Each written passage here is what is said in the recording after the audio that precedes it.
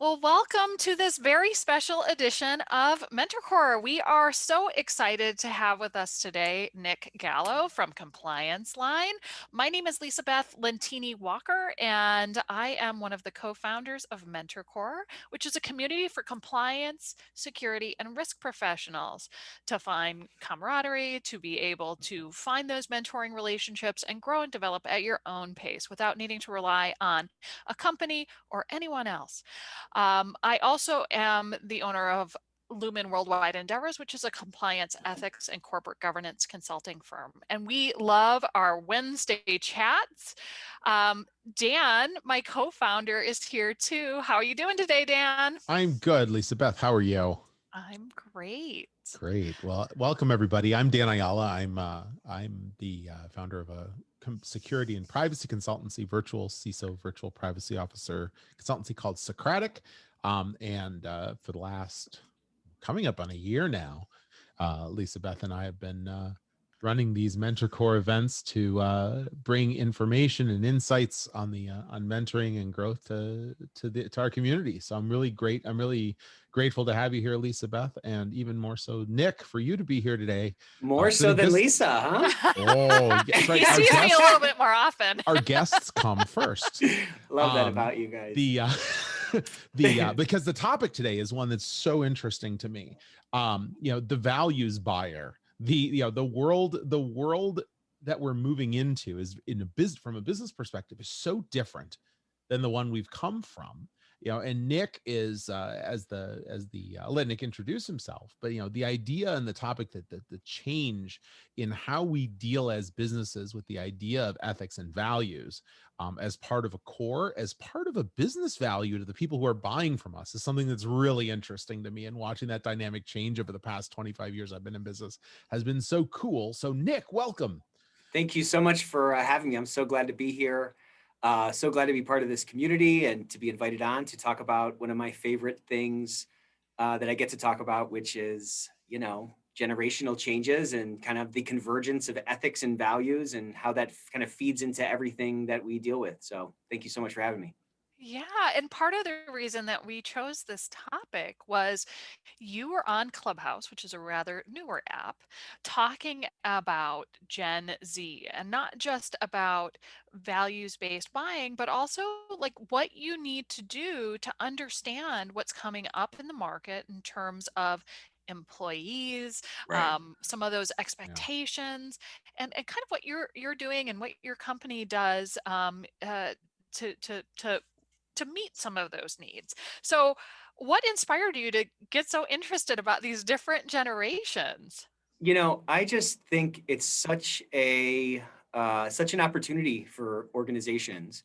I think there's so much like misunderstanding between the different generations and how they're treated. And I think every generation goes through that thing, right? Where your grandparents are like, you call that music, back in my day, but like everybody keeps doing it.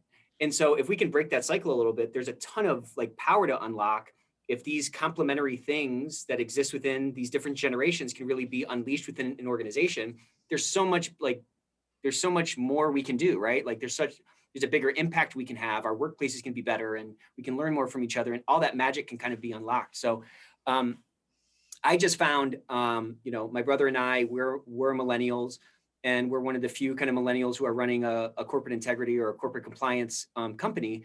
And so I just found in talking to some of our clients and other folks that we deal with, that there were so many misconceptions about these different generations and how these stereotypes end up sort of folding into or kind of coloring the view that everybody has of the people that they're interacting with. And it ends up sapping people and it ends up leading to lower engagement. And, I'm kind of on the other, I'm part of this group that people are talking about. And I'm like, well, we're not really that way, or there's a reason why we're this way. And, look, over the next 10 years, the workforce proportion, the generational proportions are going to shift so dramatically that I just think there's a massive opportunity for folks to kind of open their eyes, let those scales fall from their eyes, so to speak, and start to unleash and unlock some of this potential that's in their workforce. Fascinating. And I know that there are a lot of things that we do that are real disservice to different generations. And while there are prohibitions on treating people poorly based on age, generally at more advanced age, there hasn't been that same level of protection for younger people historically. And so I think some of these stereotypes continue to be perpetrated. And we have an opportunity in compliance and ethics and in the security space as well to say, why are we doing this? And how can we just unleash the power of good in all of these different generational attributes? So as you're having these conversations, what are some of the themes that you're seeing about how this power can be unleashed? Well, I think the first thing that I've noticed is, I mean, people kind of fall on one side or another of this line. And on one sort of end of the spectrum, when they look at like, what's the role of compliance, for example, some say it's to just keep us out of jail, help us to, keep the organization from getting sued or keep the CEO out of jail. I think that's a very old, sort of archaic way to look at what we do. On the other end of the spectrum is the view that, these functions are really here to unleash the power, unleash the magic in the workforce. And so I'm saying, as people begin to understand that there's an added dimensionality to this thing, as the sort of older structures that are used to manage organizations, which are very hierarchical and are actually rooted back in the freaking 1890s, as those begin to shed, and as this thing that's called the knowledge work economy begins to come more and more to the forefront, more and more people begin to understand, like, okay, flatter organizations make sense. This blurring of the lines between sort of my work life and my home life and my family life, it's one life. You know what I'm saying? We kind of are going from work-life balance to sort of work-life harmony. It begins to open our mind to, okay, we need to understand this stuff some more. And if we need to unlock the potential in the workforce, then we need to understand that workforce some more. So I think, the first thing I come in contact with is just this sort of, like I was saying before, like the stereotypical view of these lunatics who are in the organization. These are my words. I'm going to paint very broad brushstrokes here, and not, this is not all going to be very correct. I love that you're being a little provocative, because I think it's good, because it helps to identify those issues. Well, I mean, what are the standard stereotypes, right? It's like impatience, apathetic, willing to change organizations at the drop of a hat, right? Sort of an entitlement thing, like a distracted thing. And I think like those are perhaps one side of the coin, but there's another side of that coin. It's just like anything, right? Like your greatest strength is usually also like your greatest weakness. And I think when we look across at sort of a constituent group that's different than us, all we notice are those differences. And all we notice is how like they're not like us and so forth. Well, there's a lot of magic in that, right? Like imagine a dish that just has one spice in it. That's salt water. You know what I'm saying? We need to have a bunch of different salt. We have to have a bunch of different flavors in it. If we can get those flavor profiles right, then you can have a really nice dish. You know what I'm saying? So I think part of it is just kind of unlocking and understanding, well, why are they that way? And once you can start to kind of get down to the why and understand those roots, then you can start to see like, okay, this could really complement me, or man, they might be better at me. They might be better than me at this one thing. And so my generation as the millennials, so let's just back up real quick. So, the main generations in the workforce right now are kind of baby boomers, Gen Xers, millennials, and now starting to be Gen Zers. So right now, kind of millennials and Gen Zers are about, 35% of the workforce, or they were kind of last year. In the next 10 years, they're going to account for 75% of the workforce. So guess what? They're coming. So an unstoppable understand them. Yeah, I mean, it's Gen X never got its day. There are only 30 of us. There are only 30 of us Gen Xers in the whole world. That's right. That's right. But my generation can sort of serve as this translator, because look, I grew up with VHS tapes. I tell my son, who's technically a Gen Zer, I'm like, this was last week. All he's ever known is Netflix and Disney Plus and all this stuff, and he couldn't even imagine getting in the car and going to a Blockbuster and wanting to watch a movie, and they're out of that movie. And I was trying to describe to him like, yeah, I would always get in trouble because I wouldn't rewind. Remember those things that was next to the VCR? The videotape rewinder. I was always in trouble because I wasn't rewind sticker. Exactly. Be kind, rewind. Yeah. Oh, that, and don't be fined. Don't be fined, rewind. Yes. And going into the store and understanding that Porgy and Bess was always gone. Always gone, always gone.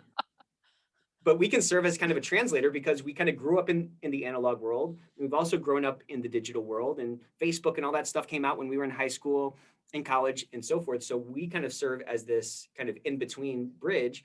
And I think part of my role, if I can, is to kind of help translate that and see how we can utilize, not like use them, but unlock the magic in this generation that's coming down the pike. And it really kind of just starts with some understanding.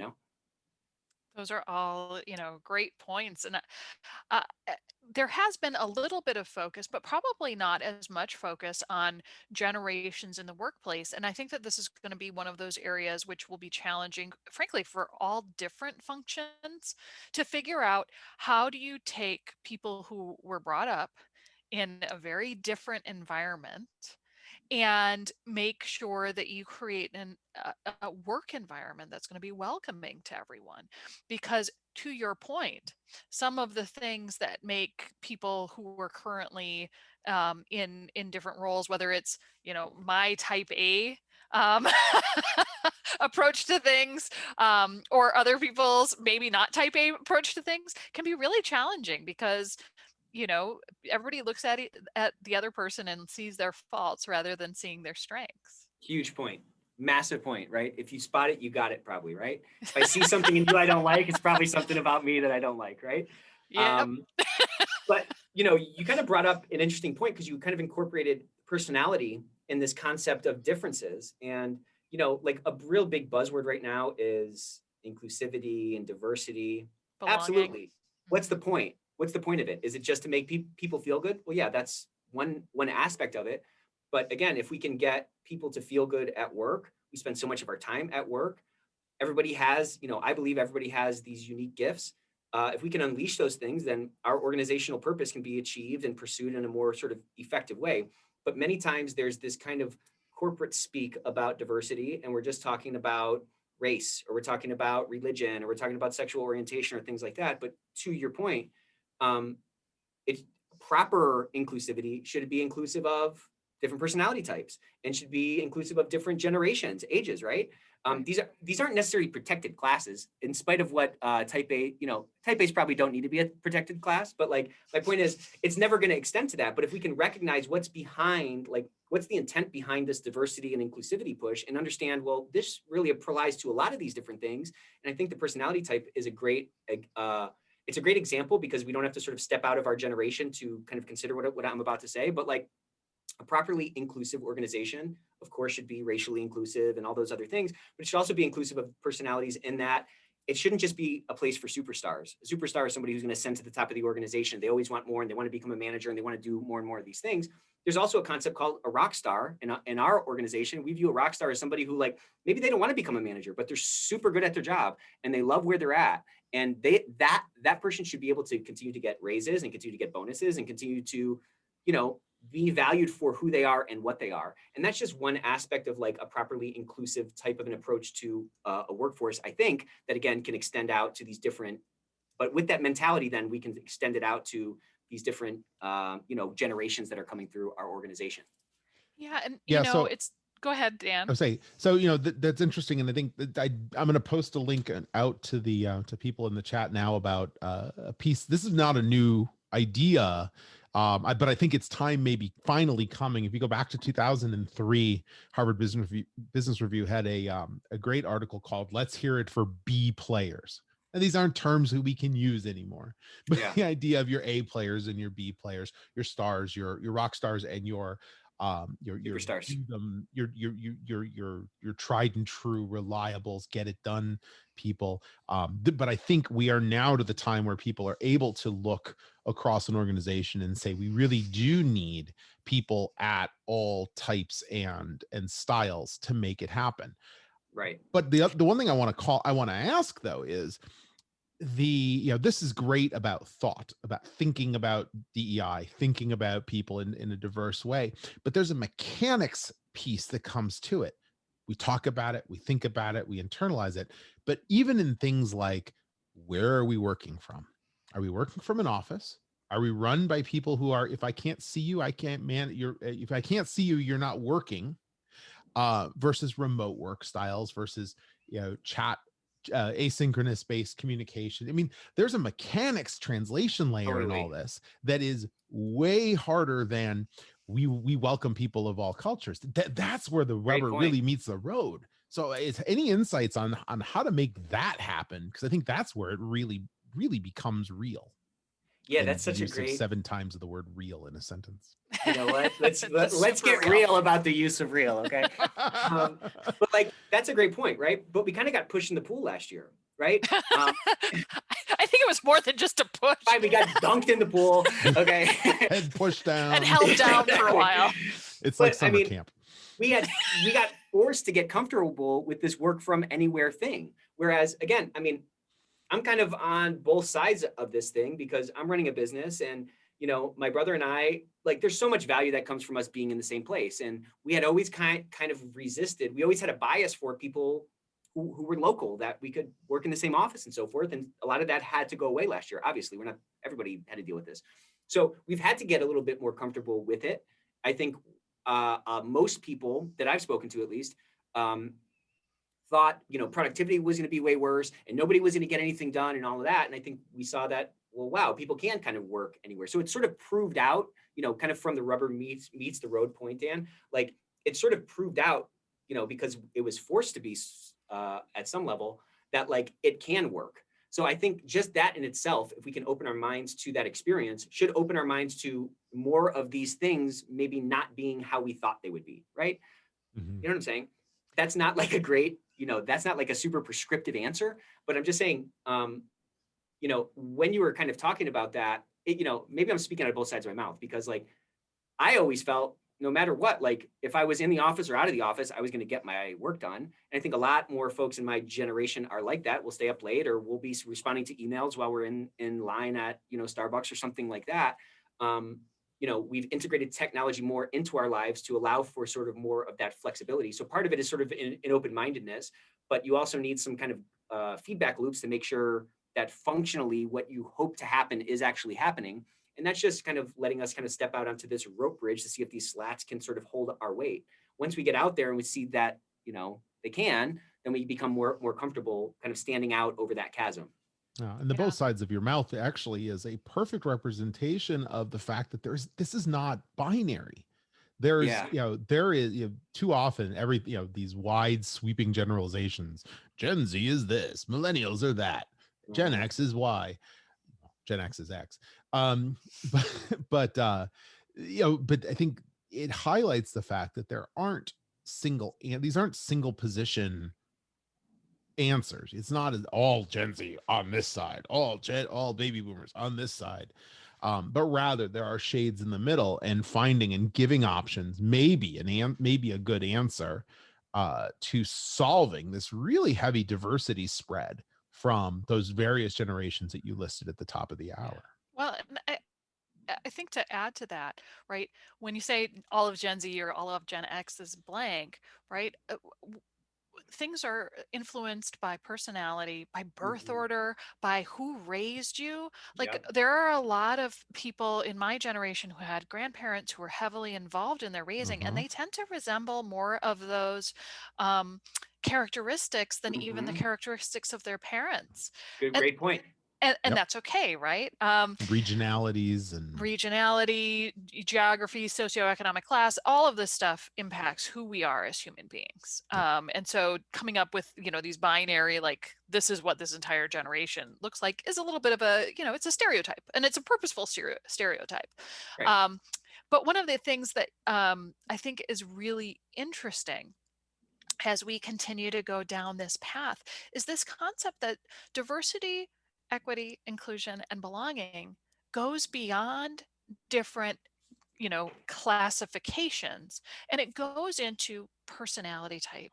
It goes into, you know, are you an extrovert or are you an introvert? And I'll tell you, for a long time, extroverts have been lionized within corporate America. You have to be an extrovert to get to X, or you have to learn how to be extroverted as an introvert.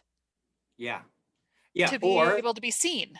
Or if you're a woman and you want to ascend, then you have to kind of exhibit some sort of male tendencies, right? That's what that whole book Lean In is kind of about, right? Again, to paraphrase the entire thing, So you see that a lot. And I think, to your point, why is this now a bigger part of the conversation? Is it because we just have sort of, ascended so far beyond subsistence, and we have so much technology now that our lives are so much easier, that now we have opened up our mind space and we can do this navel gazing and so forth? I mean, maybe. I love the Right? term navel gazing, because I mean, that is such an apropos term for this.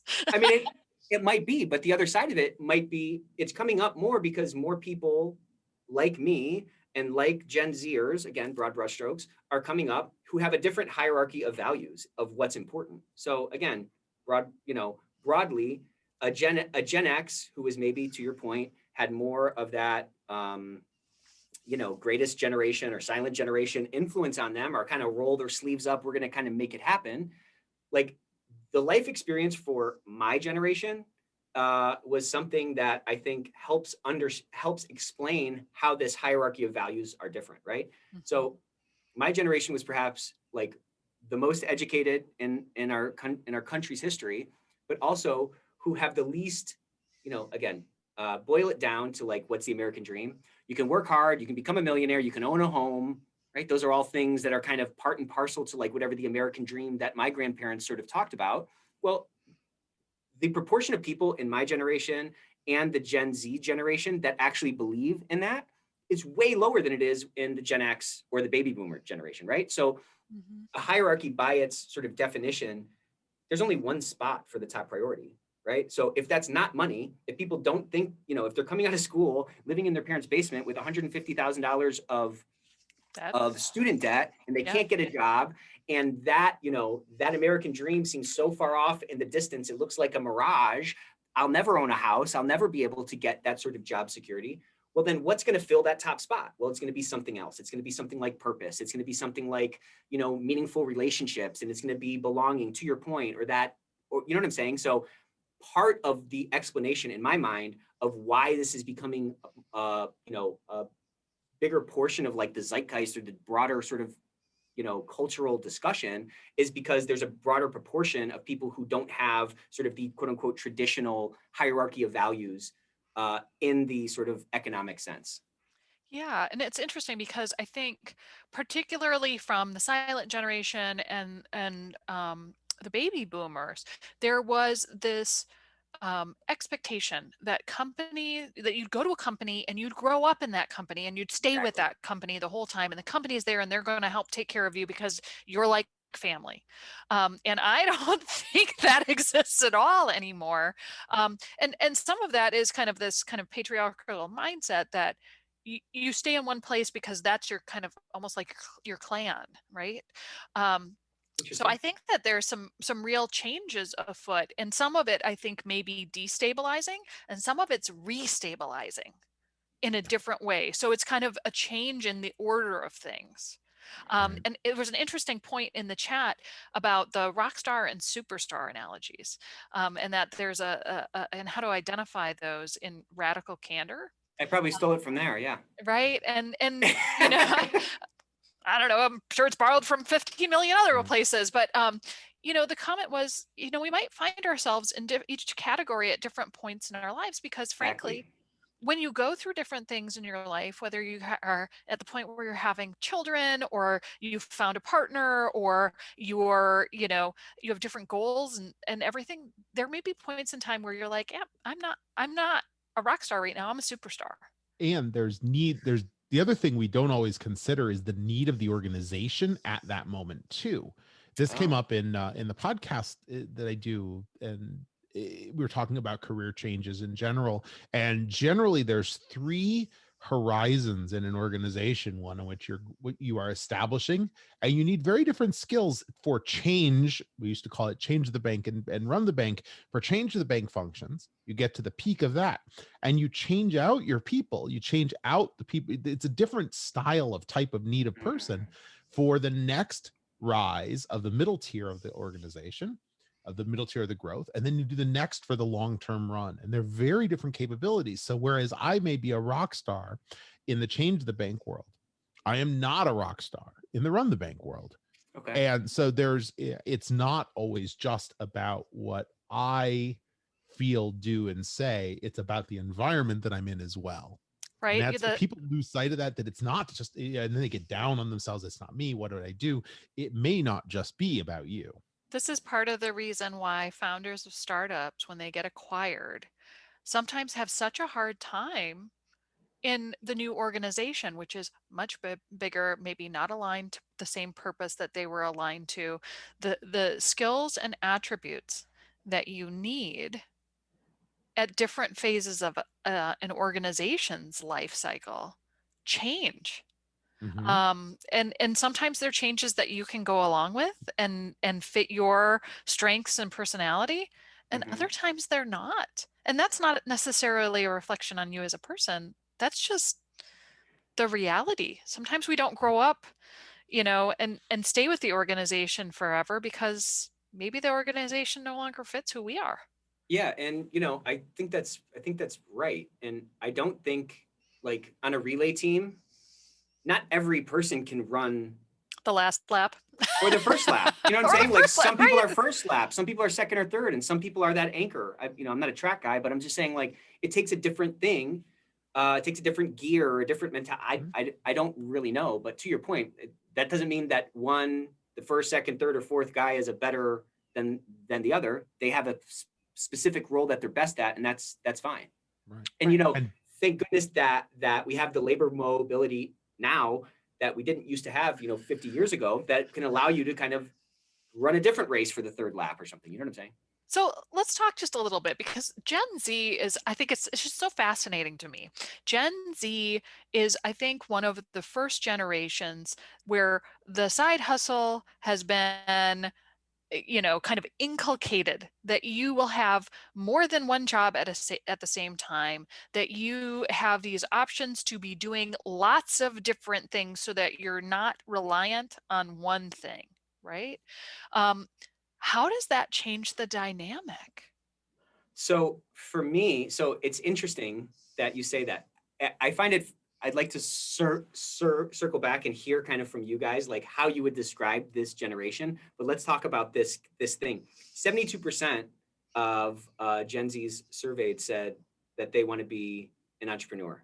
But what an entrepreneur is not necessarily what maybe my grandparents thought an entrepreneur is in the context of this, right? We have people who are Instagram famous, or we have people who are graphic designers and their whole portfolio is on Instagram or something like that. And that is an entrepreneurial endeavor that is part of this 72% sort of world or constellation or whatever you want to call it. So for me, I feel like I've always had kind of a side thing. When I was back in my financial services days and the financial crash happened and I felt kind of stuck there, I started a custom suit company because I needed to What? kind of do something. Yeah.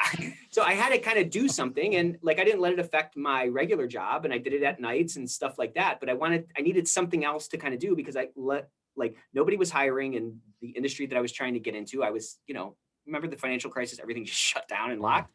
Mhm. And in that, again, I think this might maybe provide some insights into sort of what my generation went through. Like, 9/11 happened.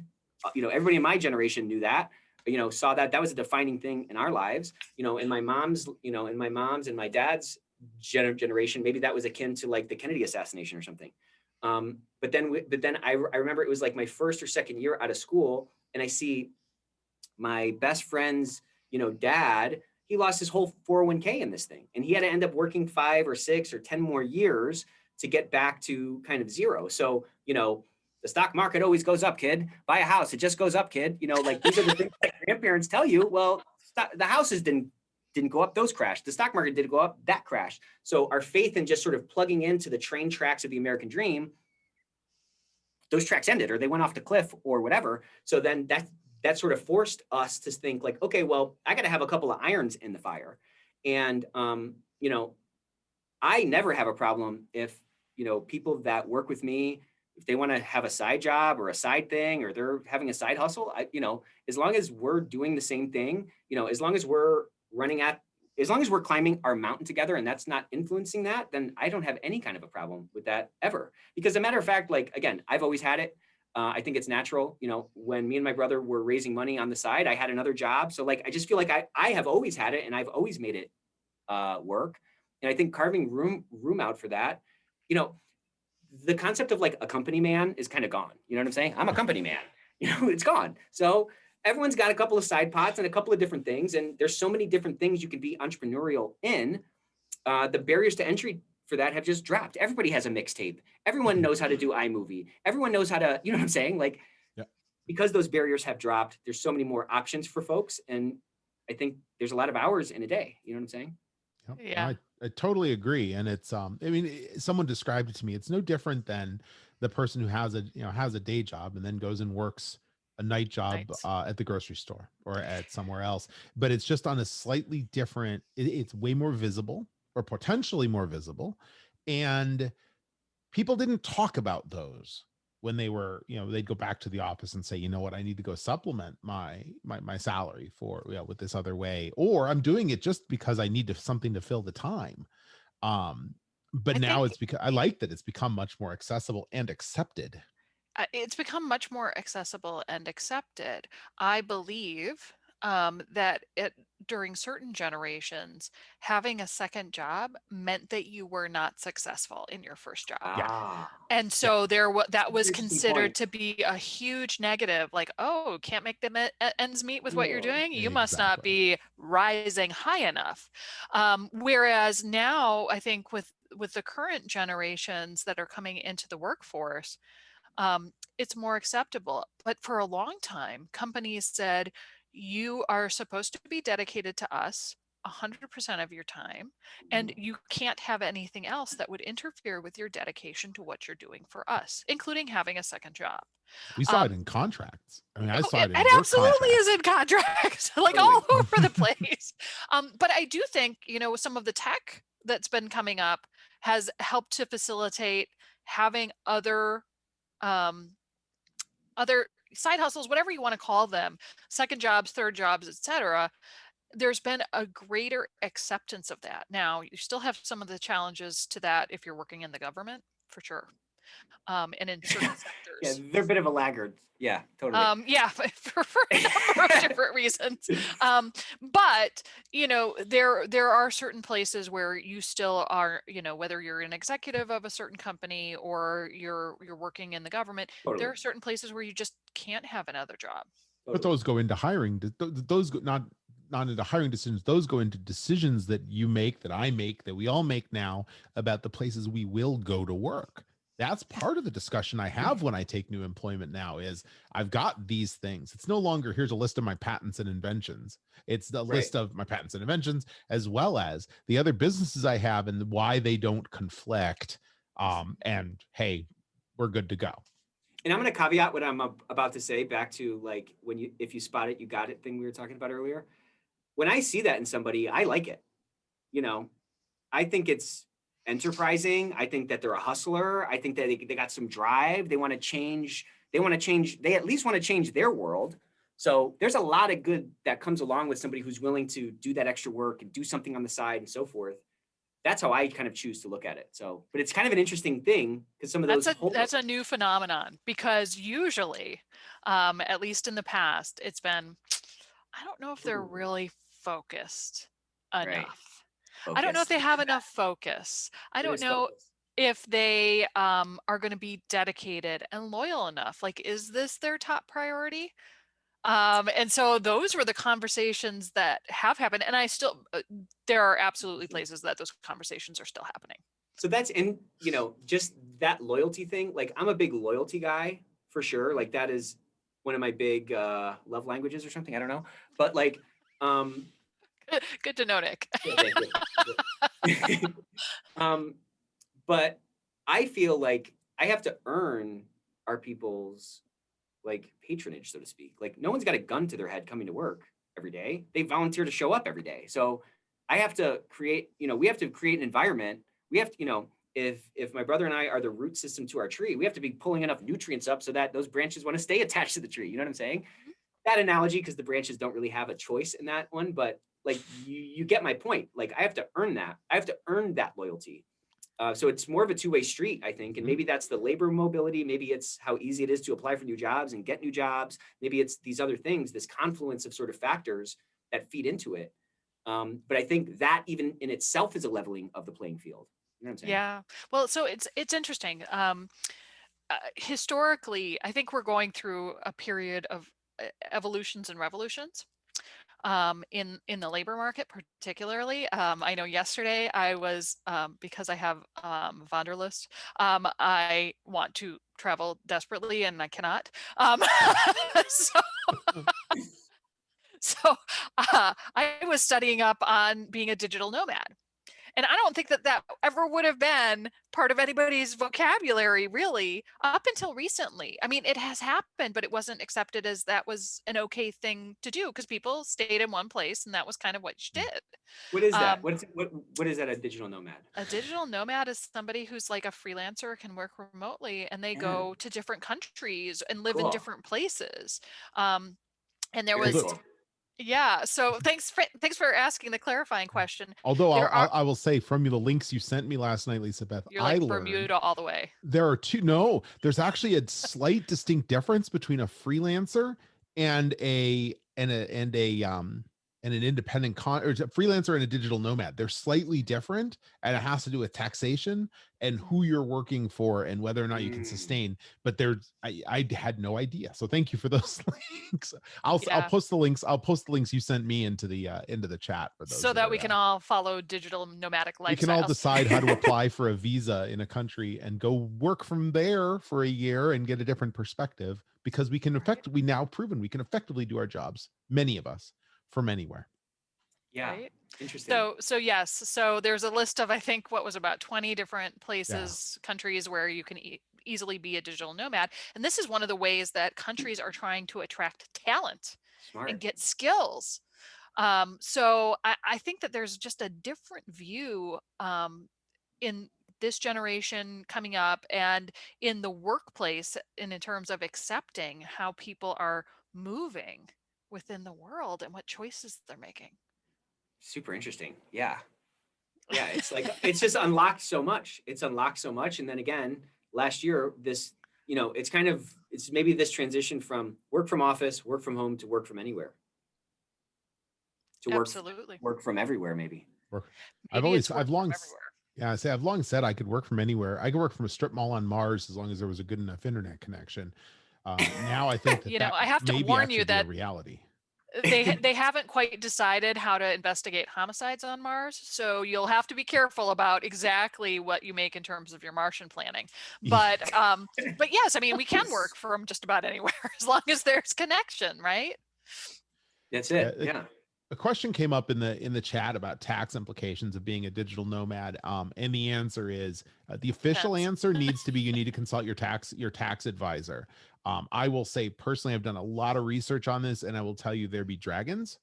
And you will have to make decisions about the level and extent to which you disclose, to whom you disclose, what you're required to disclose on a state by state and national basis. Some of these visas, like I think the German one, but check the references. The German one requires you to pay into if you're there doing this type of visa, you have to pay into German tax schemes. Then you have to look at whether or not there's reciprocity back to the Right. US, how that affects your federal taxes and state taxes. And Get a as good US tax planner. citizens, your tax is always, this is a firm thing I can always tell, I can tell you, your US tax as a citizen, no matter where you live, whether you set foot in the US in a year, you pay tax back to the US on your global income.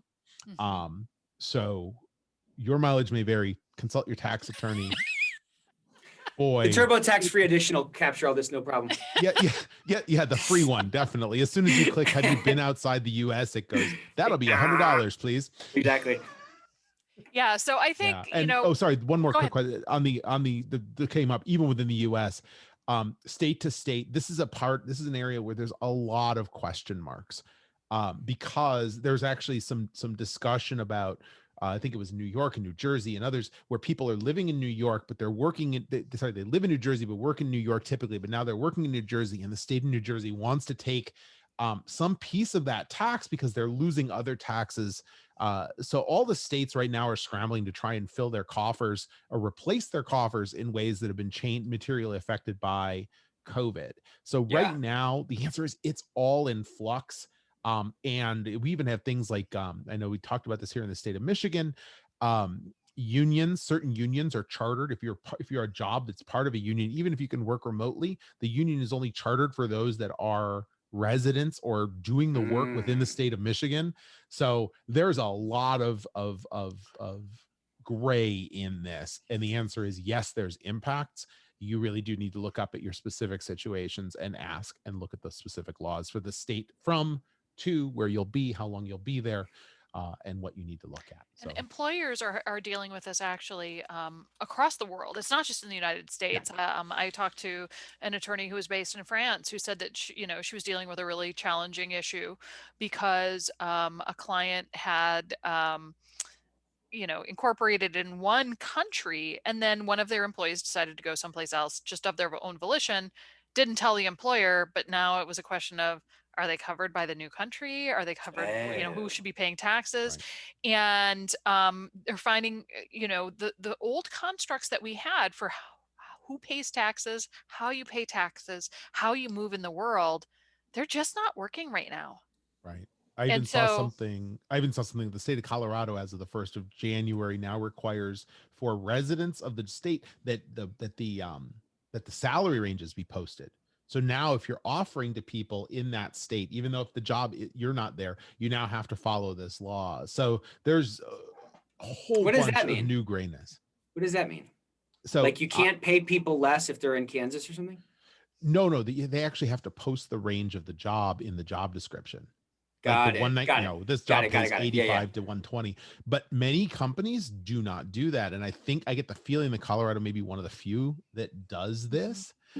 Like to the point where I saw, this was a conversation we're having this week. I saw there was a posting that was out there that said, this job is open to anybody around the country, except for except people in the state Colorado. of Colorado. And that's how this whole conversation started. And Interesting. I suspect we'll see more of those as various state tax fiefdoms come up too. The other thing to remember is that in some cases, your employer is on the hook for certain taxes for you as well. And if one state or the other finds out you've moved to another place and not told your employer, and the employer hasn't met their part of the obligation, Oh. they are on the hook too. Hmm. So I come back to where I started. There be dragons. There be dragons all over the place. And I think, as a society, we're starting to grow up in terms of understanding that the molds that were made at the end of World War II no longer are fitting well Yeah, exactly. for the society we live in today and for the generations that are coming into the workforce. And why do you think that is? What do you think they're rubbing up against the most? Um, I think that there's a couple of different things that are coming into play. I think that we had a much more grounded in terms of mobility Okay. environment post World War II. The expectation was, Bobby's coming home from overseas and he's going to start a family and they're going to live within a 5-mile radius of where he was born. Right. That is not the case anymore. There has been shifts from rural areas into urban areas. And so just as a society, we live very differently than we did 50, 60, 70 years ago. There's much more convenience now than there was back then. And aside from border towns where they knew that there were people crossing state lines, there was never, very, significantly rare cases of people in multiple jurisdictions working for a company. Do I pay, that's why the rise of companies like TriNet and others that handle US wide HR, because you're not paying tax into it. It ultimately comes back to tax in many cases, or it will be brought back to tax eventually, to pay the tax in the state you live and not the state you work. So there's so much more accessibility, mobility. The fact that I might go spend 6 months in a cabin in a mountain somewhere may change. That was never the case in 1945. Yeah, right. Or even in 1985. You didn't have access there, right? Right. You didn't have access.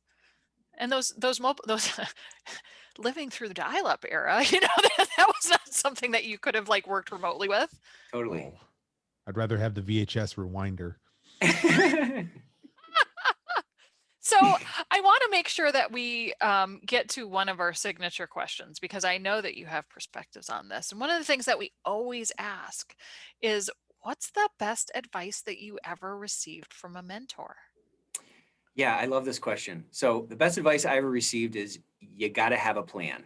So that means, so the way I've always taken it is like, you got to know not just your next move, but the move after that.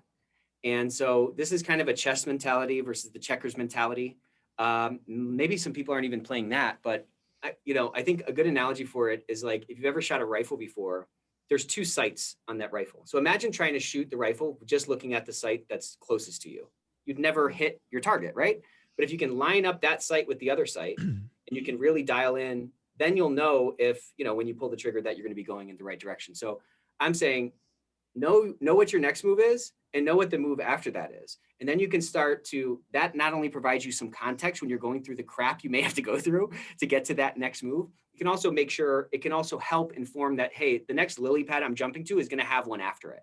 So just that trying to expand the scope out from, just what's right in front of me, to kind of zoom out a little bit and say, like, where am I going with this? That advice has really paid a lot of dividends for me in my life. And yeah, it's definitely the best. I didn't appreciate it as much when I got it. I tried to do it. And I think over time, I've seen sort of the sage, just the deep wisdom in it as I've, aged and so forth. I And love after the that. Queen's Gambit, everyone's playing chess again. It's wonderful. Yeah. Like chess.com, like skyrocketed, like all the subs on the chess subreddits like skyrocketed as well. It's pretty funny. Yeah. Nice. So if there was one piece of advice you could give people from Gen Z or people who are hiring Gen Z, what would it be? So I think if I could give advice to Gen Z, I would say it's probably the same advice to both. It's like, you have to meet people where they're at and you have to try to understand why they're that way. Like, if you're a Gen Zer, you need to understand that the people who came before you lived in a very different world. And to your point, were instilled with a lot of different things. They don't know all the cool apps. They don't know, they grew up in a truly analog world. And there's a lot to learn from them because they have a kind of roll up your sleeves, like I was saying before, kind of let's just hard work, ingenuity, get it done type of a mentality. And that obviously is a truth, right? For folks hiring Gen Zs, don't just look at them as, oh, they're impatient, they're entitled, they're distracted. Like, try to put yourself, maybe I'm just talking about empathy here. That's the advice, empathy. Like, put yourself in their shoes. Like, what was that like? Imagine, like, high school was hard enough. Imagine what it was like.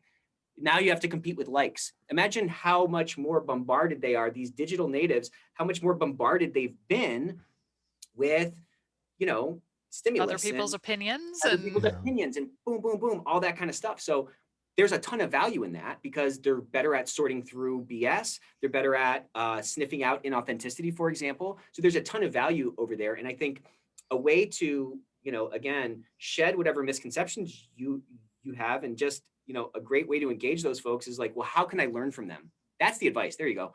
How can you learn from the other group? Like, there's a ton to be learned from groups that came before me, and there's a ton to be learned by groups who are coming up behind me.